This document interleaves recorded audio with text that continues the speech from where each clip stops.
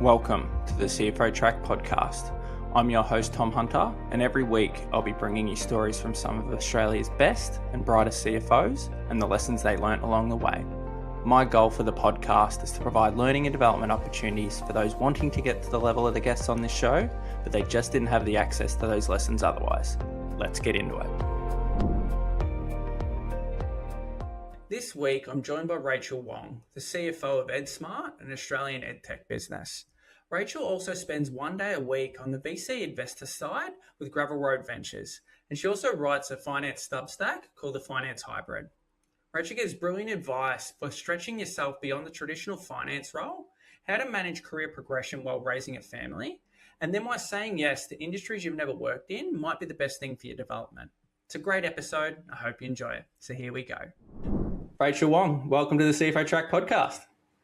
Thank you. Thanks for having me. No I'm so worries. excited because it's a Monday and I've been thinking about it all weekend. How was the weekend? Did you get up too much? It was good. It was actually our 6-year wedding anniversary. Thankfully, my parents are back from traveling, so we were able to have the kids with them, and David and I went on a really lovely lunch by ourselves. Nice. So, it was actually a really good weekend. Where'd you go? We went to this Japanese restaurant called Umi Mono in Paran, in Melbourne. Oh, yeah. Nice. And we like that kind of Japanese omakase dining experience. We obviously rarely go, but this is a really good opportunity for us to go and enjoy ourselves. So I'm glad you've asked me because now I can tell you that I actually had a really good weekend. Good. No, nice. So I've already given the listeners a bit of an intro to yourself, but I can never do it justice. So it'd be good to hear it from you, where you're at the minute, what you're doing, that kind of thing. Yeah, so I'm currently CFO and company secretary at EdSmart. We're an Australian edtech company.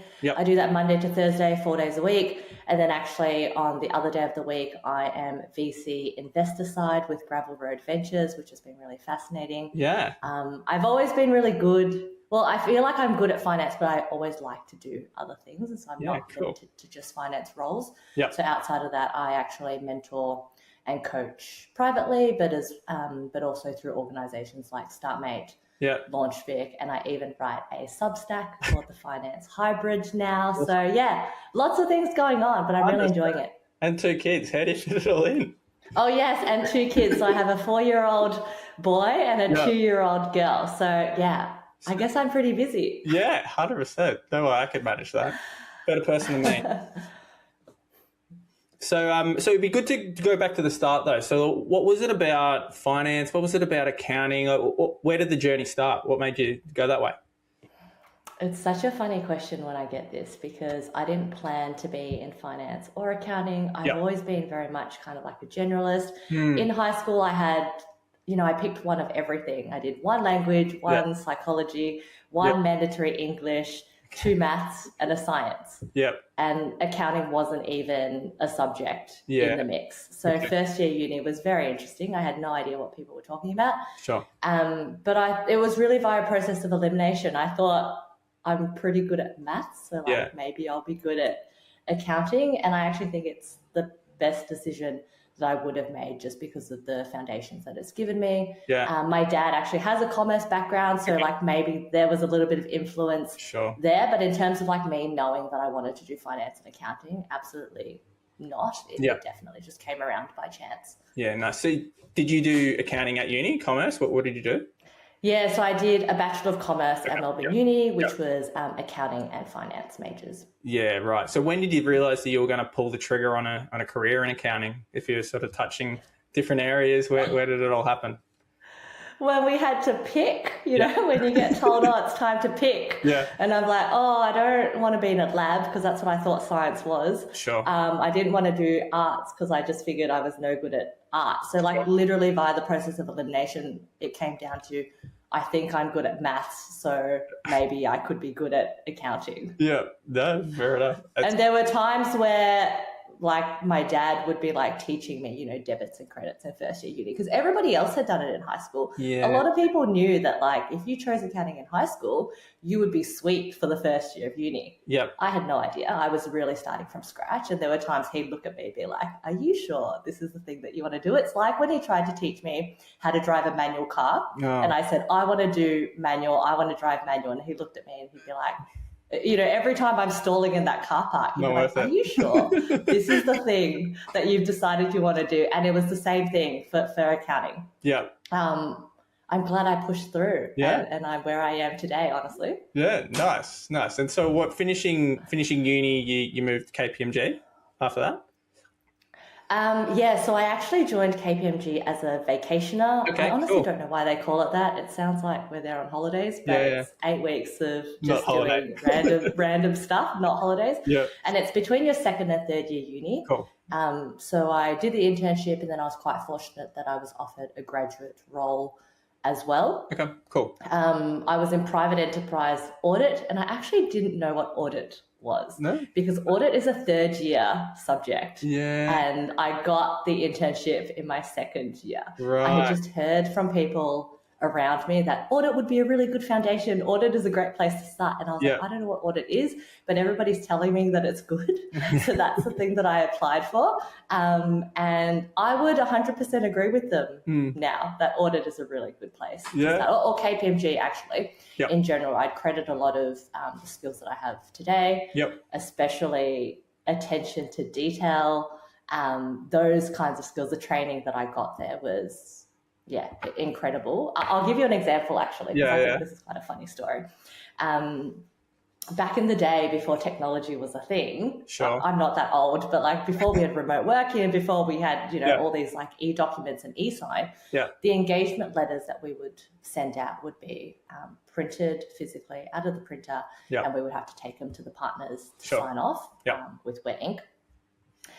The level of detail that our partners had were to the point of they would get this paper, they would get the engagement letters, and they would check that the margins and the alignment of the text would be straight against the edge of the paper. Yeah. And if it was a couple of millimeters out and they had eyeballed that, they would then get a ruler and put it, next to the text and check again that the alignment was straight. And if it wasn't straight, if it was like a couple of millimeters out, back we go to the printer to reprint it, to do that whole process again. And just little things like that have been the reason why I have such good attention to detail now. It's because you don't want to be sent back to the printer. You want to make sure that it's straight the first time around. And if you do it right the first time, you're obviously saving yourself a lot of pain. Later. So just little things like that. In their defense though, that would do my head in too. Like if I'm writing an email and I see that one letter is like a different font or one's italic or something little like that you probably wouldn't, that just does me. I can't handle it otherwise. And I think for people who are not that way, KPMG would train you to be that way, which is actually still really useful. And I would say maybe I wasn't. But through that training and through those experiences and through working with more senior people, senior managers, partners constantly, especially in private enterprise audit where we are a smaller team, it's given me an amazing foundation, honestly. Yeah, nice. And so how was the first role out of KPMG? Was the transition relatively smooth? That was tough. That was really tough. So my first role out of KPMG, so I was at KPMG for 3 years, got my CA there, and then I decided being an audit partner wasn't for me. So I'm going to do what many others do and go into industry. The first role that I picked up was a financial accountant in a private equity company. So there were lots of portfolio companies and there were lots of different industries that I had exposure to. My boss was I think he was ex-KPMG as well. Cool. And just having only been on the audit side is very, very different to being in industry. And so I reckon for the first 3 to 6 months, my boss, his name was Nick, he was probably thinking, I have hired the wrong person here. We genuinely just did not see eye to eye. We were not getting along. It was like we were speaking 2 different languages. I just didn't really understand what was expected of me in that first role. And I think that transition, that has made me extremely resilient to uncomfortable situations. Thanks to him, he didn't give up on me in those 6 months. Good. We kept pushing through, and we actually ended up having an amazing relationship throughout. Yep. But that transition is tough because I didn't know any better, and I didn't know what it was going to be like on the other side. And there are some people who don't ever go through public practice, and so they're probably thriving. And then there are some people who are just built to be in industry as opposed to audit. And it took time. Yeah. No, what was it specifically about it that was the biggest challenge? I think going from reviewing other people's numbers, which is the majority of what you do in audit, to being responsible for a whole set of numbers yourself. Yeah. The pressure is different. The ownership, the feeling of ownership and accountability is very different when the work that you're producing is something that is going to be relied on by the wider organization because, you came up with the numbers. So that mindset took some getting used to. Yeah, no, fair enough. And then you did the London thing. How was that? I did the London thing. I was only at that private equity company for about a year, and I noticed that people around me were going to London.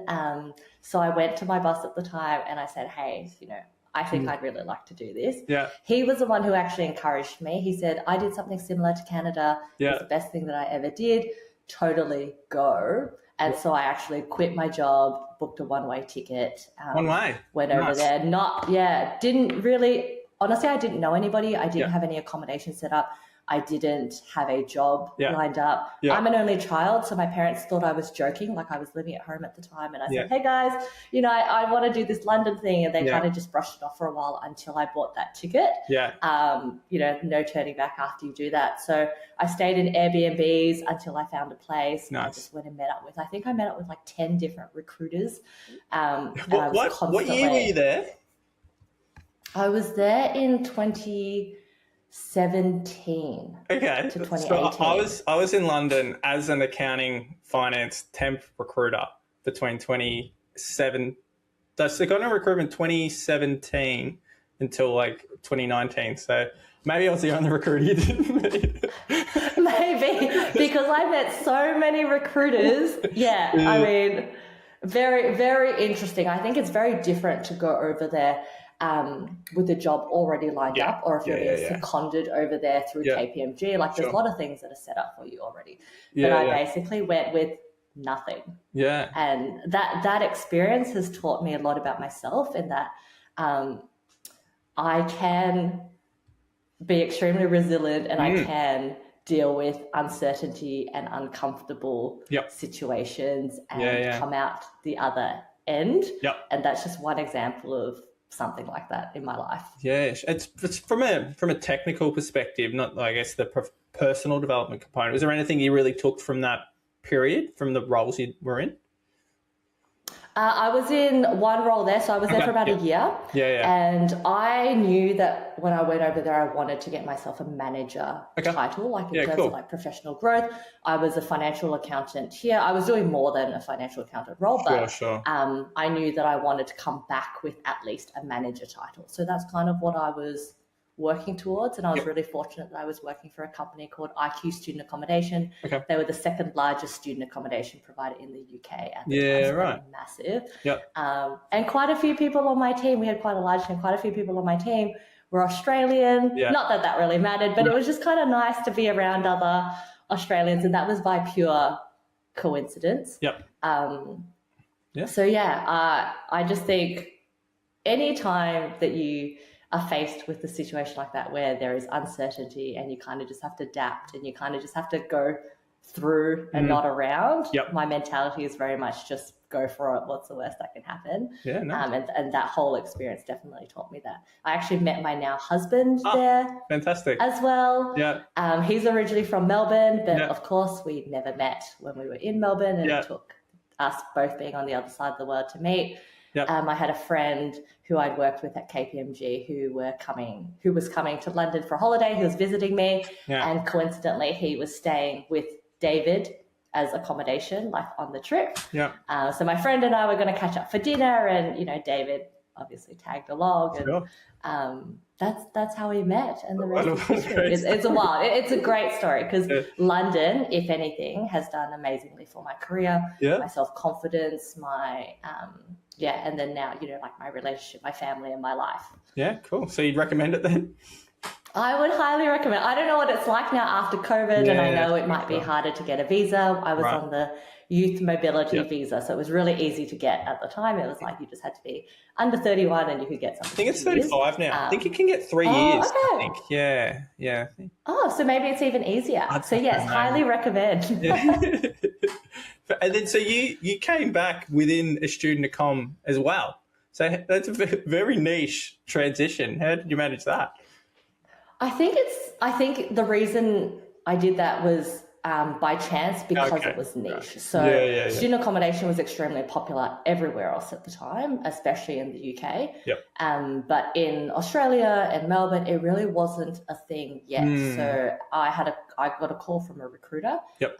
Headhunter recruiter, and they saw that I had student accommodation experience. It was something that I honestly never heard of in Australia, never considered doing. But because I had that experience, Global Student Accommodation, which is the company that I worked for here, they were looking to expand. They were just opening their first property in Australia, so in Melbourne, and they were looking to grow quite quickly from 1 to 4 properties over a 12 to 18 month period. And the person that I am said yes to that. And again, like each job and each role and each experience that I get, no matter how different it is from the one before, just gives me so much exposure and so much experience to be able to take to my next thing. Nice. And some of my best friends now are from Global Student Accommodation, which is awesome. Yeah, cool. And so how did the role with July come up?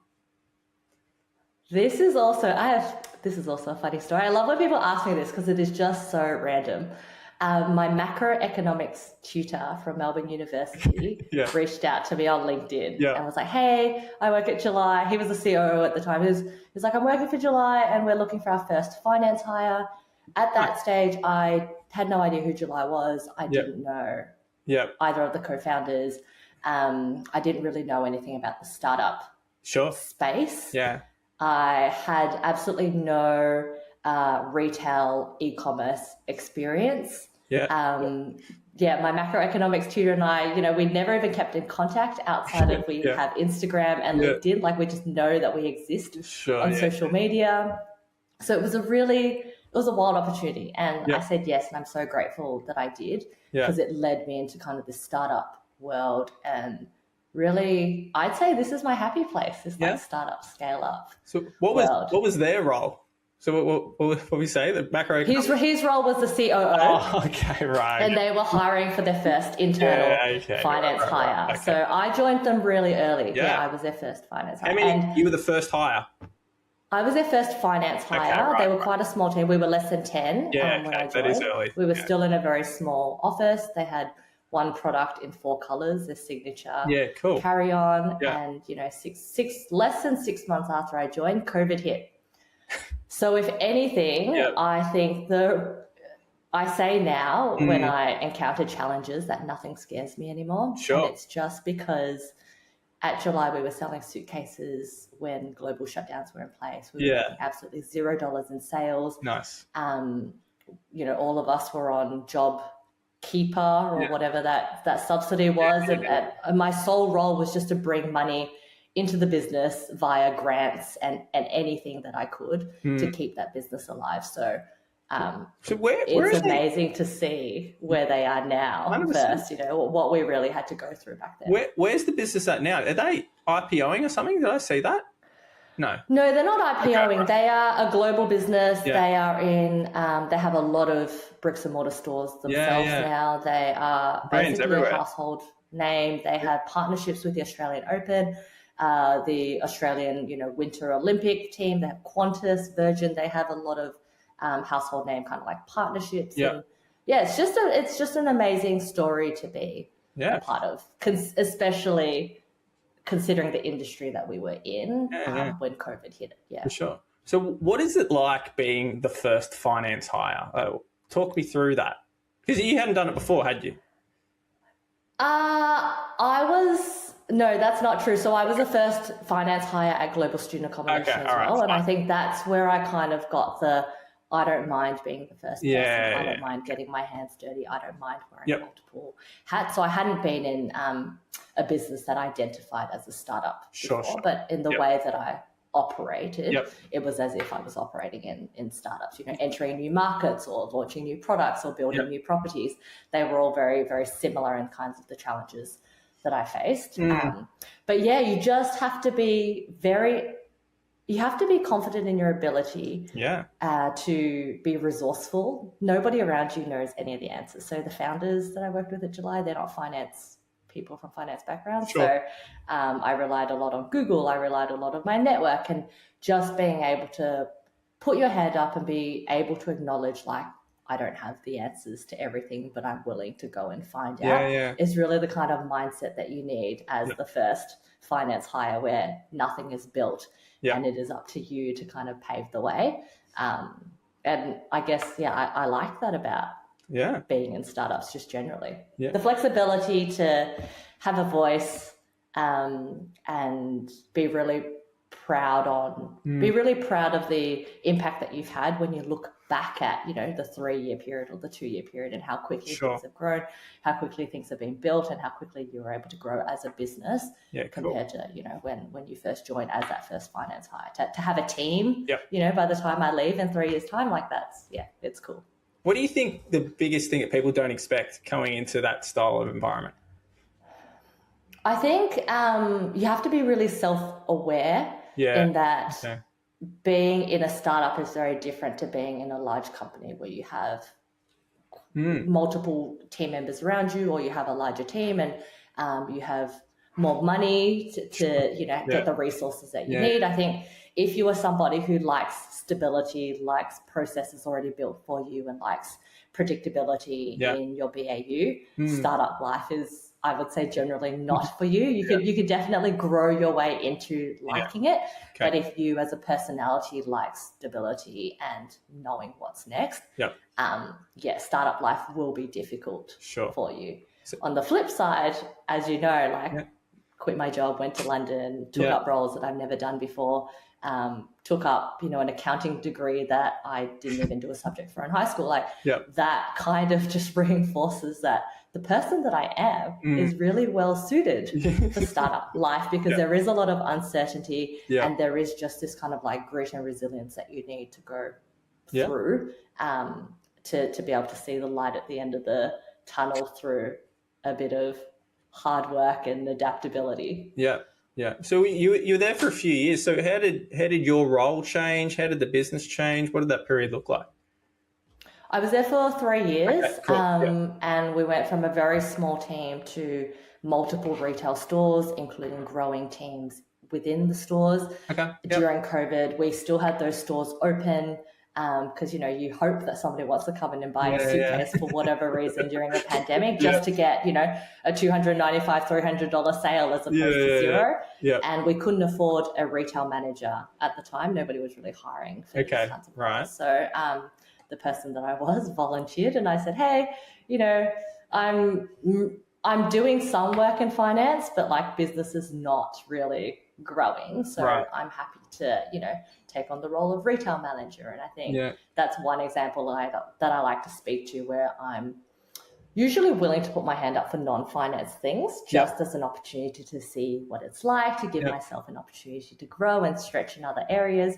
And that was one of them. So being the first finance team member to having a proper finance team, to then seeing the footprint grow to now, even though I'm not there anymore, incredibly proud of how they've been able to grow globally, and then their footprint across multiple shopping centres, retail stores under their own brand. It's honestly amazing to see. And that's the kind of energy that I aim for in other roles that I take on. It doesn't necessarily have to be as fast growing or at that pace or that exact environment, but I like to be able to see, like, look how far we've come, and to be able to reflect on that. So what do you think stretching outside of the typical finance does for your development? And not necessarily those environments, it could be any environment, but stretching outside of the typical finance work. What do you think that did for your development? I think it's the reason that I am where I am Yeah. today. I volunteer for extra work, not because I Yeah. like to take on more work Sure. for free. It's Yeah. not really that. It's just that I have this growth mindset, and I know that as long as I continue to grow, as long as I get bored easily, Sure. and I know that about myself. So if I'm just doing the same thing every day, then I would be bored, and the chances of me moving on to another job or looking for something else would be far greater. But within an organization, maybe that's why I'm suited for startup, scale-up environments, is within an environment where I see there is a gap or an opportunity, especially where I'm working really closely with CEOs and founders. It's like, hey, I can see that you have a lot on your plate, and I actually think that I could take some of that off you, which also allows me to grow at the same time, has been amazing. So I talk a lot about, it's actually why I started writing the Substack, the Finance Hybrid. I don't think there are a lot of people like myself who identify as somebody who just happens to be from a finance background. So I don't go out and tell everybody like, hey, I'm an accountant, I'm in finance, and I'm a CFO. Sure. It's more that that's a background that I've had, and that's a really good foundation for all the things that I do. But I am capable of more. I like to do more, and I do like to grow outside of that department. And sometimes that's difficult for non-finance people to understand. Finance itself as a profession or as an industry is not that easy to explain. So I have this joke where, everybody thinks I'm just a tax accountant and asks me if I can do their tax return. I don't even do my own tax return. So like the accountants and finance people comes in all different shapes and sizes, all different forms. And I just am grateful that every day I'm able to be in a role where I can do the finance things, but also be able to shape organizations and help organizations in other ways, especially being extremely collaborative in my approach. Like I'm very cross-functional, very collaborative. I'm very people first. And usually you don't see like people and culture sit under the scope of finance, but in everything that I do, I definitely do try to prioritize that so that I'm not just the finance person, but I actually, outside of my BAU, really enjoy the company offsites and the team lunches and organizing get-togethers and just seeing everybody around, what I call, rowing the same boat. And I think you need a good combination of all of those things to be able to succeed in the role. And I'm lucky that I'm able to do that as part of finance and operations. It's like that meme, this is what my friends think I do, this is what my family thinks I do. Yes. And then one of them is probably just like, an old school calculator, and then another one is just like an Excel spreadsheet. Yeah, no, good. And so your career must have been taking off then. Was it around then when you decided to have kids? So I had my first child and went on my first maternity leave when I was at July. Okay, gotcha. I was the only person in the team outside of the two founders who had children. We were quite a young team. So I went back to work after 6 months and realized I probably should have given myself a little bit more time. Sure. And I actually took a little bit of a career break after that before looking for my next role. Yeah. Was it a hard decision? I think for women, especially who are career driven and have this drive to, not necessarily be a C-suite or just to feel like you've had that professional growth for yourself, it can be a very difficult decision. So for me, for sure, it was. Looking back now, I don't regret the decision that I made. Good. I have, 2 amazing children, and now I'm still able to, now that they're a little bit older, I'm back in the workforce and I'm able to basically continue on where I left off. And actually, I'd say the way that I work now is a lot healthier and a lot better because I have these boundaries in place that I have to have for pickups and drop-offs and being around my children. That allows me to approach work in a different way. And So honestly, I think it was the best decision for myself personally, the timing that I So what was your process for coming to that decision? Because there'd be tens of thousands of women going through a similar process right now. So what was it that helped you make that call?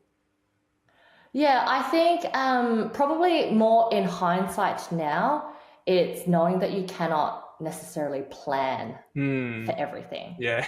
And coming from a finance background and an audit background, or Yeah. the personality that I am is I like to plan things and be very organized. So it might have been, if I have children now, then my career will be set back the 9 months that I'm pregnant, and then the 6 to 12 months that you're recovering, and then like what happens after that. But actually, I was able to make it work. So the advice that I actually give is pregnancy looks different for everybody. Yeah. The birth and then the postpartum experience looks different for everybody. Every child themselves is different.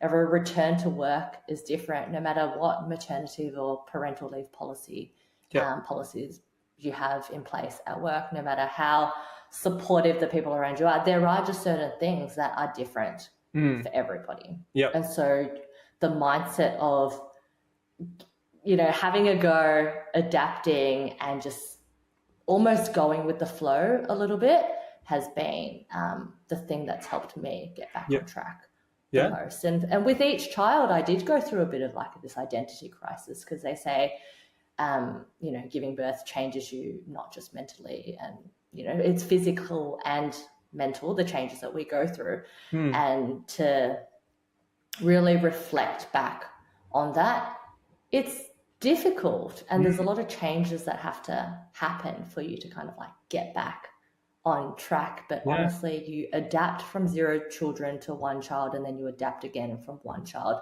to 2 children. My advice is, do not be self-limiting because of what you think may or may not be, and just give it a go. And don't put all that pressure on yourself of like, setting milestones and that kind of thing for your own career progression, especially if you're wanting to have children. Then I think it's okay to focus on different parts of your life at different times. So finding roles and environments that suit your stage of life is also an important thing that I speak about sometimes. So at July, nobody around me had children, but then at the separation guide, people around me did have children. That was important for me. And then now, again, I'm in an organization where people have children. And so, that there's this just understanding that pickups and drop-offs are very normal, and surrounding yourself with people that are suitable for your stage of life is important. Yeah, no, that makes a lot of sense. So how did the transition through to the separation guide happen? Because you're taking on another role at the same time, is that right? So the separation guide, they are founded by husband and wife, and they actually have another business, which is a creative agency, Thirst Creative. Sure. So when I took on the separation guide role, there was an opportunity to kind of be a fractional CFO for their other company as well. Yeah. And again, it was an industry that I've never been involved in, and I said yes because it would allow me just to see new things. It did come a point where the separation guide was growing, and therefore it was difficult to do both roles. But I think, again, just having had said yes to that opportunity means that, I can tick off another industry under my belt and add it to the long list of industries that I've had exposure to, which allows me to really be quite industry agnostic in the way that I approach finance operations and scaling businesses. And I think it's just this amazing transferable skill that I have now generally, and that I'm not tied to a particular industry. So did you come back with two roles with 2 industries that you hadn't done before? Yes, I did. Okay, yeah, right. So just jump in, right? I did, yeah. And that seems to be a common theme. And maybe it's that I'm not afraid to even enter myself as part of that process. Some people might see that on paper and be self-limiting in a way of, I've never done that industry before, like why bother applying? But, the things that you learn in primary school, which is just have a can-do attitude, give it a go and see how, see how that works out, has worked really well for me in adult life. And I would recommend everybody take that approach. You just never know. Yeah. So your first CFO role on paper was as a fractional CFO. Does that make it any easier or harder, or what is that like? I think it made it easier for me Yeah. Okay. because especially a part of this personal brand of Yeah. finance ops, Yeah. hybrid. Yeah. I didn't mind that it was a fractional CFO as opposed to just a full-time Sure. CFO, which means that's the only thing that I do 5 days a week. So I actually really liked that for my career, and it worked out really well. Yeah, right. It's given me options. It's given me an option to be a fractional as opposed to a full-time, and there's no kind of that perception of, oh, you've only been one, are you going to be good at the other? Right. Were there any particular challenges there for the first time and the challenge of not being there full-time?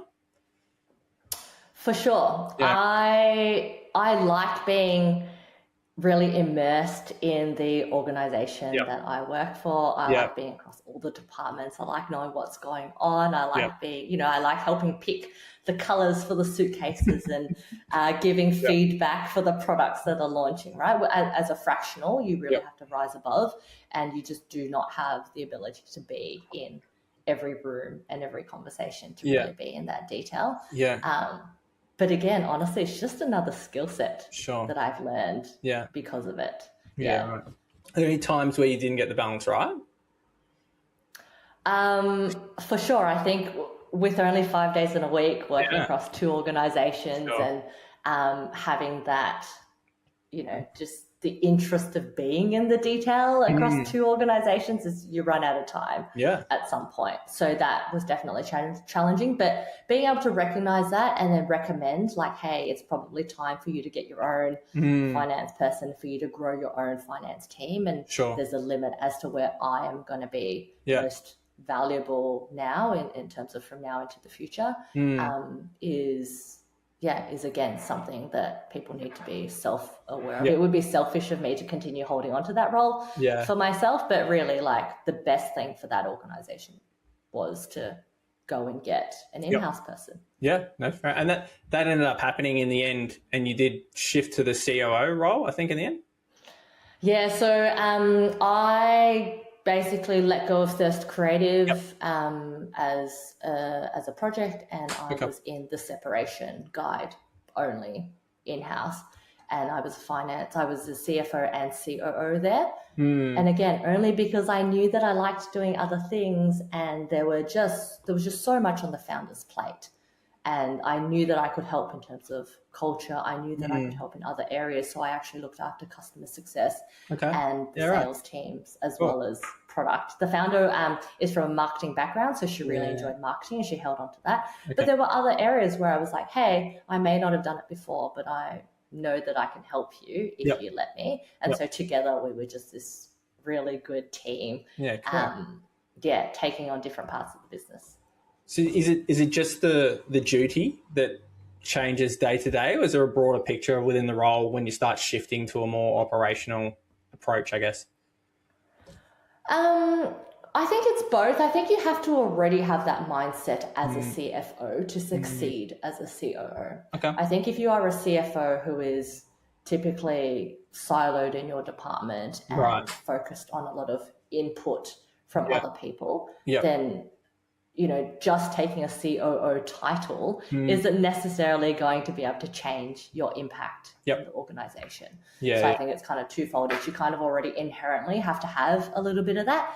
And then when you are officially in that title, to then be able to leverage that for the impact that you're able to make to everybody around you. So I would say the day-to-day definitely changed for me because I ended up being the person who was unblocking for not just finance, but actually across multiple departments, and everybody would just come to me, and I would be like this funnel for the founder. Yeah, cool. And was it around then when the StartMate stuff started coming up? When did you get involved there? Actually, around the July time, I was already doing that. Yes, I've been doing it for a number of years. July was the we're part of the first cohort of the Launch With 30 by 30 program. So I was just a participant. I wasn't even a mentor. So it's awesome to see that kind of like transition as well, where I had all these amazing mentors kind of like teaching me, leading the way. And then, again, because of how much I enjoy building relationships with people. I was then invited back Yeah. as a facilitator and then a mentor. And so I've been working with them for a number of years. Yeah, And then cool. StartMate, that is unpaid. It's all volunteer. Gotcha. I specifically coach for the Women's Fellowship, which Okay. are women Yep. who are wanting to take their first step into the startup space, or they're already in the startup space and looking for a particular role. So I would actually be mentoring the people that were in my group were usually, you know, like finance or legal backgrounds. Okay. Yeah. And just helping them in terms of, you know, if you're coming from a corporate background, the way that you sell yourself to be able to enter the startup space is very different. Yeah. So just helping them navigate kind of the different industries and how to best prepare yourself on paper and also in person to suit what the startup world is like. So for people that aren't aware, what is StartMate? StartMate is an organisation. They do accelerator programs. They run fellowship programs, and it is quite niche to the startup space. Yeah. Where they also are a fund, so they'll also back cool. and invest in the founders that come through their program as well. So it's basically like an accelerator program. LaunchVic is also an accelerator program. They've got multiple programs now, one being 30 by 30, where they are high growth startups, another one being Basecamp. They're earlier stage businesses looking to hire some of their first executives.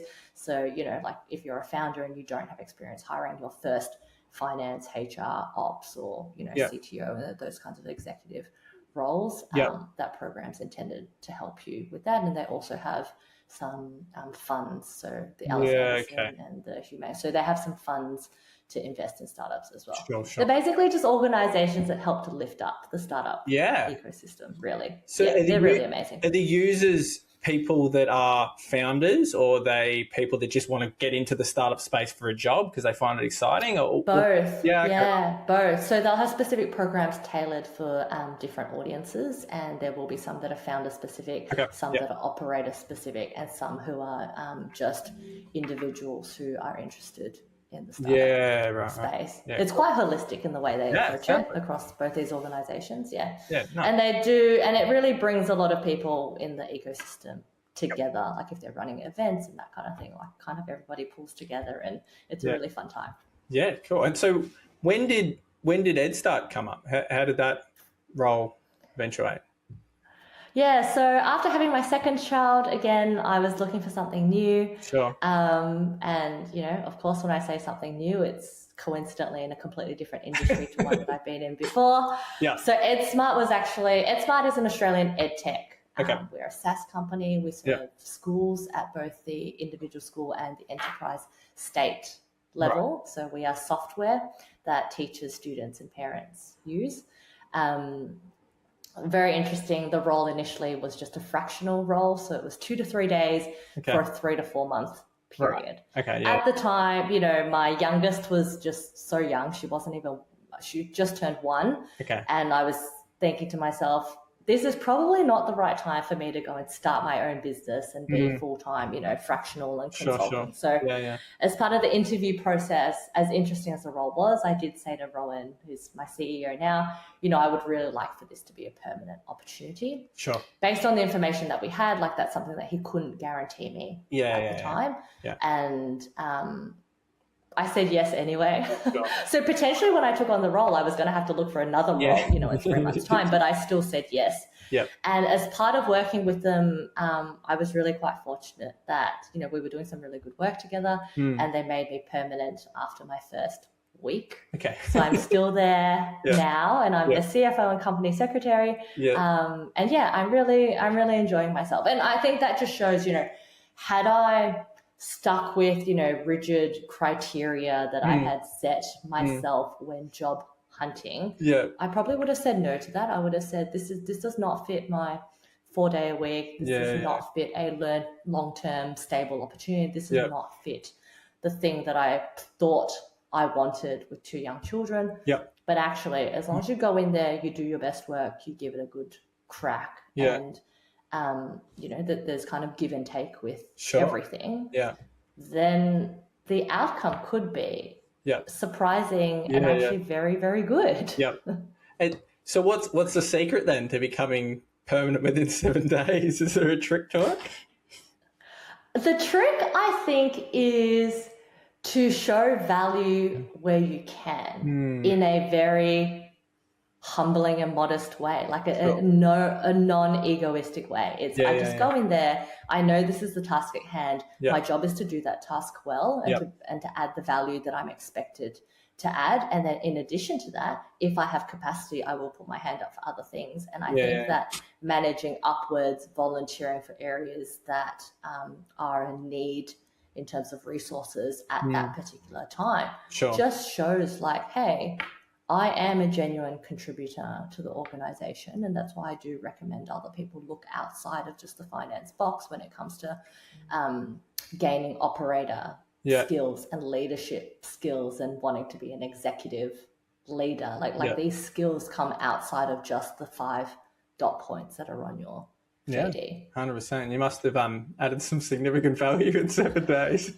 I'd like to think so. I hope so. Or maybe I was just nice to be around. Either or. But I think that again is important. Like you just show up to work. You are just genuinely somebody who is there wanting to not necessarily get along in a people pleaser way, but like you're going to be working with these people. So you want to build relationships. You want to know what is happening in their lives outside of the 9 to 5. And you want to come away as not just colleagues, but, you know, people who you can either add value to or receive value back from some time in the future. And I think that's something that I've really been able to achieve through the network that I have is like every role that I take on and all the new people that I meet, I'm not necessarily there just so that I can get something out of them. It is very much this give and take relationship. And I think when people see that is genuine and an authentic side of you, the value is like, the value is just extra, honestly. 100%. And so how did the gravel road gig come up? The gravel road gig came up at a similar time when I was looking for a new role. So I actually was offered the Ed Smart role and then also the gravel road role.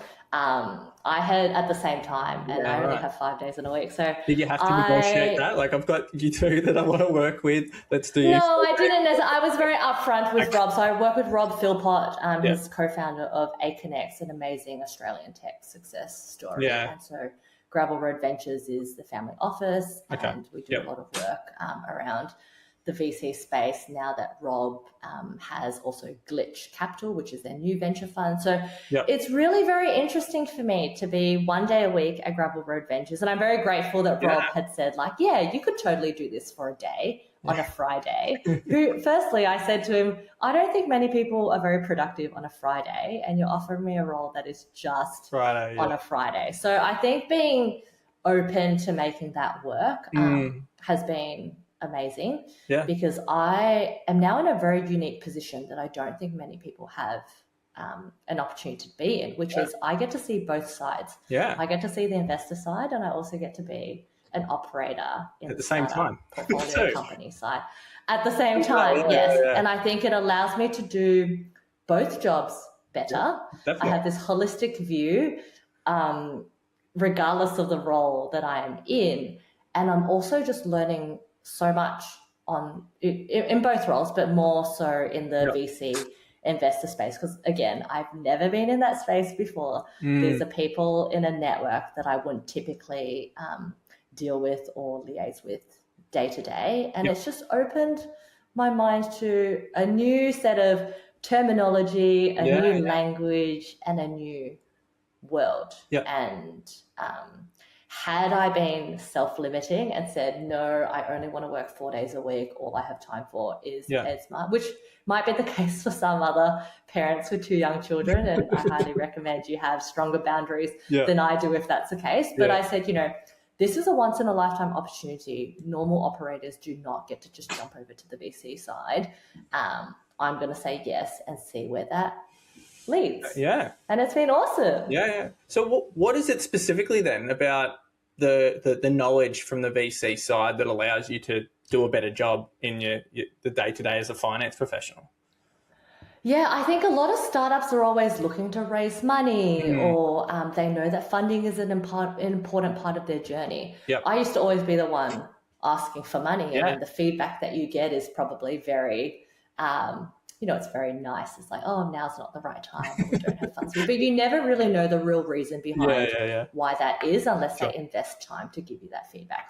On the VC side, we have criteria, Yeah. we have a process for evaluating businesses. And Yep. I can see how there are some companies that pitch and they look exactly like the company that pitched to me the day before, versus others where they genuinely have this amazing vision, can also show that they have the team to be able to execute that vision and have really good traction that is honestly impressive and worth backing, right? Yeah. So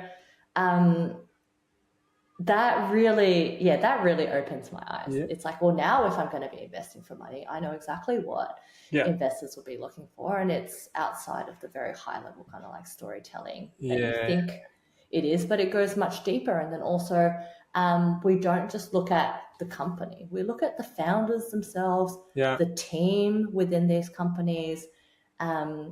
VCs back unicorns, right? They want the high growth 100 million ARR type businesses, and not very few companies can get there. So it's really lifting the hood, going underneath and saying, well, does this company specifically have what it takes to get there? And it's very, I love it. It's very interesting. Are there any specific faux pas that you see all the time? You're just like, oh, as soon as you see it, you're like, oh, they're not going to get cash. Is there anything that you see constantly coming up that would be something to avoid? Yeah, and I think I'm probably guilty of that on the other side. It's like you try and tell this awesome story, but the gaps as to how you're going to get there is very real. It's like you have this vision, but you might not have the team yet, or you might not have the data to back that up yet. But you're just hoping that off this like awesome story, people are going to give you hundreds of thousands of dollars. And that's actually, unfortunately, not the case. You do have to go a bit deeper. You do have to do the work. You do have to, go behind some of the detail and the numbers to be able to show, well, how are these investors going to get their money back plus more? And a fancy fairy tale is great, but if that's all you've got, unfortunately, there will be another business that has that story more down pat, and we would likely invest in that one. Yeah. So you see quite a bit in the recruitment world where it's like AI assisted CVs. Is it the same case with slide decks? You see the same format over and over again? Not yet. Okay. But I have a feeling that will definitely be more prominent soon. Yes. No, fair enough. And so how did what prompted the finance hybrid? What prompted the Substack? I take quite a lot of just like calls offline, like they're not paid, like coaching calls. People reach out to me, and I find that there are some common themes where people want to get into the startup space, or there are people who come from corporate backgrounds, and it's kind of a combination of the work that I do with StartMate and Launchtrick, and also through my own work. Is there were these themes, and actually the theme is there are people who don't just want to be CFOs and that's it. There are people who are genuinely interested in something that is like more like a portfolio career. There are people who'd like to be known as a finance ops hybrid.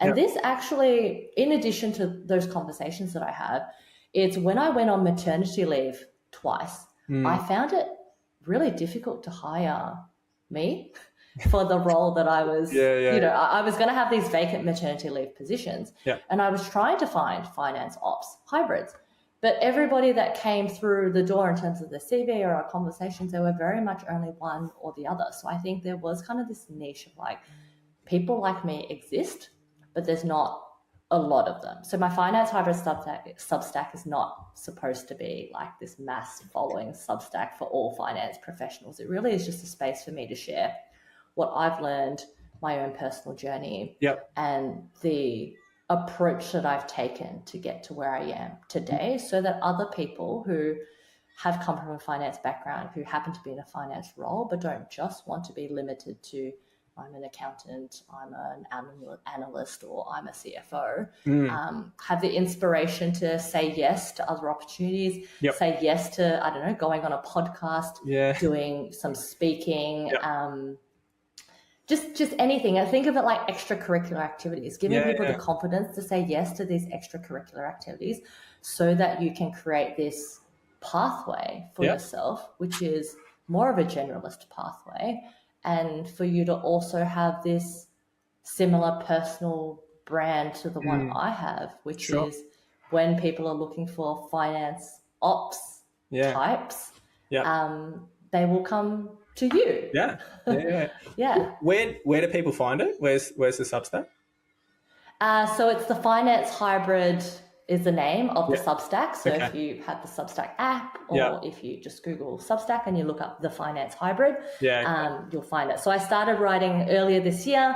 I'm currently posting weekly, and I cover all sorts of topics like leadership skills, exec skills. So personally, the things that I've been through, saying yes to opportunities, and the things that are out of scope that you wouldn't necessarily put your hand up for, things like managing upwards, and also how I'm currently using AI because, and maybe we'll talk about this in a little bit, but I just think there's so much noise around AI right now. And the spectrum between people who have a day job and have a limited amount of time to play with it versus the people who are full-time trying to monetize the AI content, like that spectrum is huge. So there's a lot of noise, and it can be quite overwhelming for finance professionals to know what to do. There's a lot of DME playbook for this end-to-end workflow where you can replace your whole team.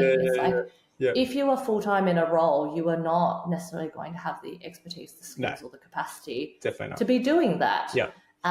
So I use AI every day. It's been transformative for myself, and I do write about some ways that I use it. But it's more like, it's a mindset that I have. It's, if there's a task at hand, I will ask myself, can I do this with AI, or can AI help me?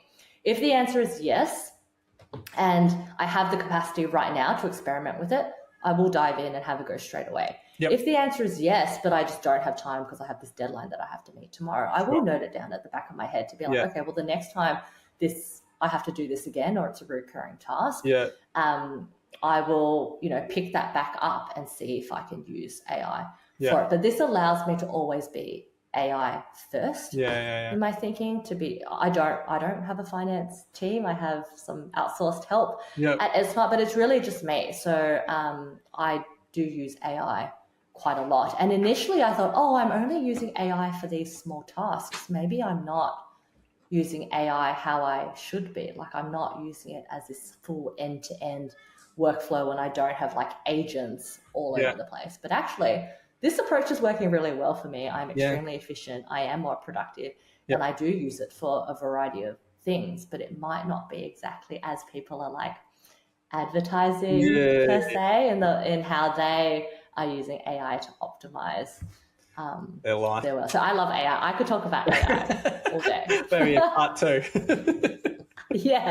AI with Rachel part 2. So on that, where do you see things going for finance, for the market over the next few years? I definitely think there is a lot of opportunity for finance to be using AI in their day-to-day. To be, if you are in a leadership position, if you are CFO, COO, finance director, whatever, if you have an opportunity to be able to set the tone kind of top down and be able to lead by example, then right now is a good time for you to lead by example and tell the rest of your team that this is something that is not only just good for the company, but if they do not start playing with it themselves, like, this is something that they really would be falling behind in for their own personal Where's some quick wins on that? Where do they start? Because so many people are just overwhelmed by it all. Yeah, and that's the thing. That's why I talk about the noise. It's like, I think people should just forget about the playbooks, the noise, and the download my 500 prompts. Nobody has time to play with 500 prompts, honestly. I personally use Claude. That doesn't mean I'm telling everybody else to use Claude, but I know that Claude's worked really well for me. So I have the Claude on desktop, which has the chat, co-work, as well as code. I use all three of them for different reasons. Claude has Claude in Excel, so I use Claude in Excel. Just very basic things. Like I have a spreadsheet. It's my weekly cash flow. I can now use Claude in Excel to make the changes to the document, as opposed to me going in and manually typing in my 3 opening cash balances. Like I can give it a screenshot and it'll just do it by itself.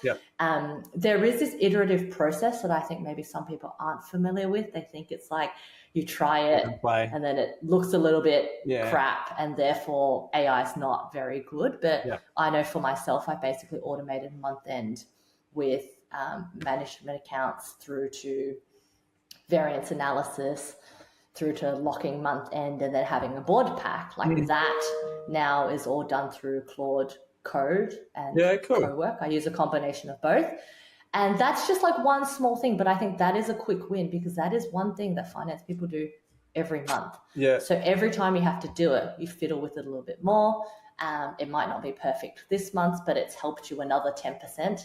And then the next month you try it again, and you kind of automate a little bit of the process every month until you get it to a stage where it's like, wow, this actually used to take me a week and now it takes me a day, a few hours here and there, and in total it's a day. And it's honestly amazing. And I just think picking up the tools, having a go at it, if you haven't downloaded it yet as any AI tool, like at least download it. Like give yourself an opportunity to open it and play with it. Like I write a Substack about it being just roll your sleeves up and have some fun. I think there's a very big difference between DM me playbook for 500 prompts where you're then not understanding how to actually apply it to your own daily world. Whereas if you're playing with it, you're hands-on, you're feeling the pain yourself and going through that process, it's you are learning a skill that allows you to apply it both in this organization that you're in now, but then in every other organization that you go and work for in future, not just like rote learning AI, 100%. I think the beauty of it is that you can just choose your own adventure with it and just play around and see what works, what doesn't, because these 500 prompts, they might work fine in a certain circumstance, but you still have to play around with them and still get it how you like it off the back of it. Yeah, and it's almost that instant gratification at the beginning. The 500 prompts is like more pain to go through. It's like you have to test all the prompts and then tailor it to be, customize it for your workflow, and customize it for maybe your tone, your commentary, your 100%. Output. So maybe sometimes starting from scratch is just better. That's my opinion. I haven't downloaded any playbooks, so maybe if I did and it was like completely transformative, my opinion might change. But I do think there is value in just rolling up your sleeves and playing with these tools yourself at any level, from junior through to senior. I feel we could probably run for another hour just chatting about it. But we'll probably have to cut it there. But I really appreciate your time, Rachel. I think your whole approach to being more than finance and navigating the CFO role in a slightly different way is super interesting. And I think the listeners will gravitate to that a lot and take a lot of value out of it. So I really do appreciate your time. Thank you. I've really enjoyed it. No, absolutely. And then if anyone has any questions, everyone wants to reach out to just get some more insight from you, where would be the best place to reach out? The best place would be on LinkedIn, actually. So I'm very responsive on LinkedIn DMs. So just find me, Rachel Wong, at LinkedIn. And I don't know, Tom, if you're able to share that 100%. Link to my profile or whatever, then definitely that would be the best place. Perfect. Well, we'll chuck the links in when we go out. But thanks again for coming on the show. Thank you. All right. See ya. See you soon. Thanks for listening to the CFO Track. If you enjoyed the show, don't forget to like, subscribe, and share with a friend. I'll see you next time.